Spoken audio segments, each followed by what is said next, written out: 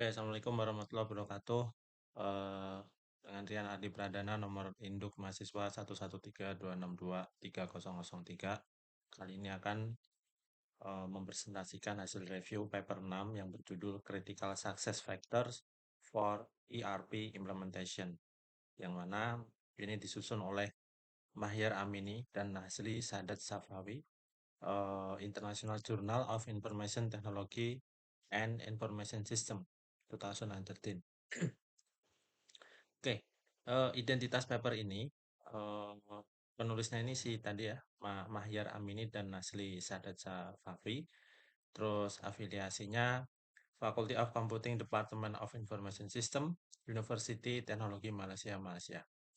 Publikasi dari International Journal of Information Technology and Information System, volume kelima, ISO 16, terbit di April 2013.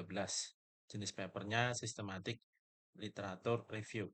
Fokus kajiannya critical success faktor dalam keberhasilan implementasi ERP.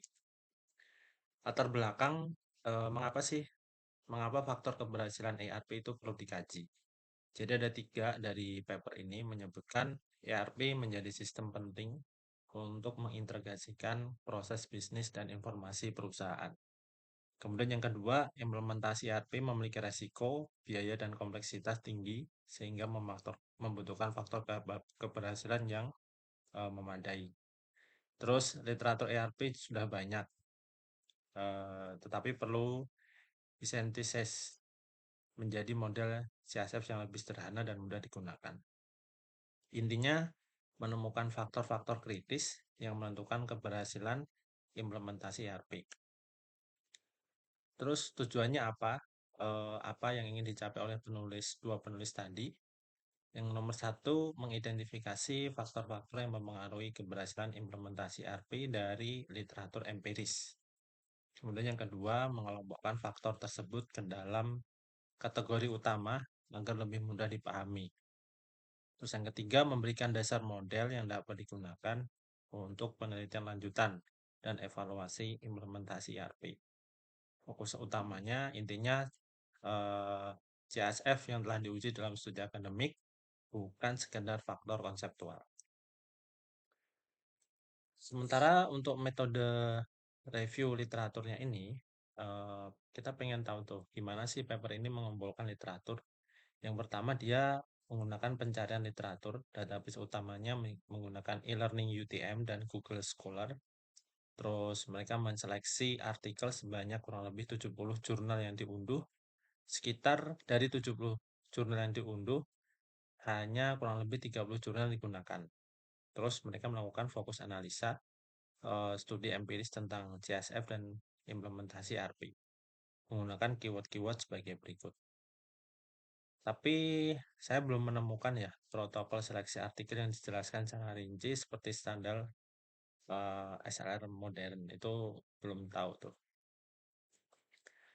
Terus di paper ini juga mengelompokkan faktor keberhasilan implementasi ERP ke dalam 7 kategori utama. Yang pertama itu environment-nya dulu, seperti apa environment yang oke, budaya dan struktur organisasi. Yang kedua, software-nya nih, kompleksitas dan kesesuaian sistem.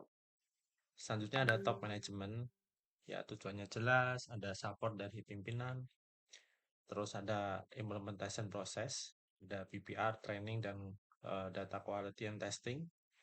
Terus ada implementation team, ada konsultan, champion, komposisi timnya, ada firm, ada ukuran sesuai ukuran perusahaannya ya, mau kecil atau gede. Kalau kecil ya berarti ERP-nya semakin mudah, tapi kalau semakin besar berarti ERP-nya semakin kompleks. Terakhir ada end user, semua ini udah oke, tergantung usernya tuh sikap dan keterlibatan penggunanya gimana. Jadi kalau ditarik garis lurus itu inti temuannya, keberhasilan ERP bukan hanya masalah teknologi, tetapi kombinasi faktor organisasi, manusia, dan proses. Eh, untuk kerangka papernya sendiri, berbagai faktor organisasi terus ada teknologi, manusia, dan proses diarahkan pada keberhasilan implementasi ERP. Jadi critical success faktornya itu ada tadi ya, environment, software, firmnya, terus implementation team, top management, proses end user, mempengaruhi ERP implementation sukses. Nah, indikatornya, cara ngukurnya gimana? Itu ada user acceptance and satisfaction, diterimanya oleh user dan kepuasan user seperti apa, efisiensi dan efektivitasnya gimana, terus organizational performanya kayak mana, terus ada system use dan service quality, kemudian juga ada added value expectation. Jadi makna dari model ERP ini, implementasi ERP berhasil jika faktor internal organisasi selaras dengan teknologi, proses, dan kesiapan pengguna. Nah, kelebihan dari paper ini merangkum faktor keberhasilan ERP menjadi kerangka yang terstruktur dan mudah dipakai. Jadi ada 4 yang kita tahu. Yang pertama itu struktur CSM-nya jelas nih. Ada faktor keberhasilan dikelompokkan ke dalam kategori organisasi, teknologi, proses, dan pengguna. Terus ada berbasis studi empiris, sintesis menggunakan banyak penelitian terdahulu. Jadi bukan hanya opini konseptual. Terus ada juga modelnya mudah dipahami. Si kerangka ERP implementation success dapat dijadikan dasar variabel penelitian. Kemudian relevan untuk praktik, membantu perusahaan fokus pada faktor kritis sebelum dan selama implementasi ERP. Inti kekuatannya, paper ini bagus sebagai landasan awal untuk memahami dan menyusun variabel keberhasilan implementasi ERP. Sementara setelah ada kelebihan, ada kekurangan. Untuk kekurangannya sendiri, metode SLR-nya kurang rinci. Proses review belum menjelaskan protokol, tahapan seleksi, dan kriteria penilaian secara lengkap. Kemudian kriteria artikel belum jelas, tidak dijelaskan secara formal alasan artikel dipilih atau dikeluarkan dari analisis. Karena tadi kan 70. Nah, itu dia tidak ada dari 70 ke 30 cara seleksinya gimana. Kalau nggak dipilih, kenapa itu belum ada. Terus modelnya belum diuji secara empiris. Rangka CSF hanya yang dibuat masih berupa model konseptual dan perlu menggunakan pengujian data aktual.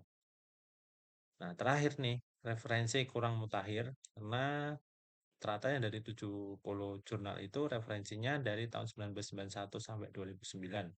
Sementara saat ini sudah di atas tahun 2020. Sehingga perlu pembaruan konteks ERP modern. Intinya, paper ini perlu metode review yang lebih transparan dan pengujian model agar kontribusinya lebih kuat. Sementara untuk relevasi dan implikasinya, secara implikasi praktis, pastikan dukungan manajemen puncak atau top manajemen, rencanakan training, komunikasi dan kesiapan budaya gitu ya, yang harus disiapkan ya sebelum implementasi ERP itu ini. Terus kendalikan kualitas data, datanya nggak boleh sampah. Terus ada testing dan pemilihan software yang oke. Kemudian untuk implikasi akademik, CSF dapat menjadikan variabel penelitian. Model perlu diuji empiris pada industri tertentu. Literatur perlu diperbarui untuk ERP modern atau cloud. Jadi relevansinya cocok sih sebagai dasar teori awal, tetapi perlu dilengkapi literatur ERP yang terbaru disesuaikan dengan tahun atau kondisi zaman saat ini.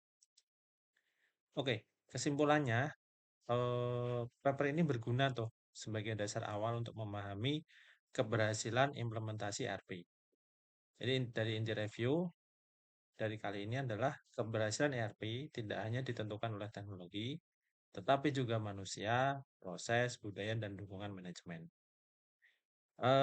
Untuk kontribusinya, mengelompokkan CSF ERP ke dalam model yang terstruktur dan mudah dipahami. Sementara untuk kritik, metode SLR belum rinci, kriteria seleksi dan kualitas artikel kurang dijelaskan.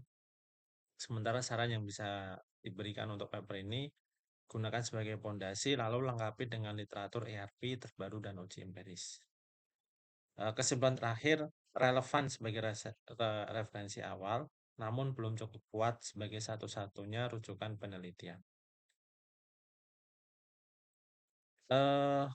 Paper utama ini seperti yang dijelaskan di depan tadi judulnya, ditulis oleh Amini dan Safavi, terbit di tahun 2013, yang mana mereka menggunakan referensi pendukung satu dari Hong dan Kim di tahun 2022, di 2002, terkait organizational fit and ERP implementation success. Kemudian dari Markus, Selain Patri and Tennis di tahun 2000 dengan judul Adopter Experience and ERP Problems. Sementara referensi pendukungnya itu dari Zug Wheeler dan Lau di tahun 2003 yang mengisi tentang CIO Perspective of ERP Critical Success Factor. Selanjutnya terakhir dia juga ada referensi pendukung Amble Have dan Amble di tahun 2003 terkait ERP Procedures and CSF Implementation. Kira-kira begitu hasil review dari paper ke-6. Kebetulan ini saya buat tidak menggunakan kelompok ya, individu biar lebih cepat. Sekian dari saya. Assalamualaikum warahmatullahi wabarakatuh.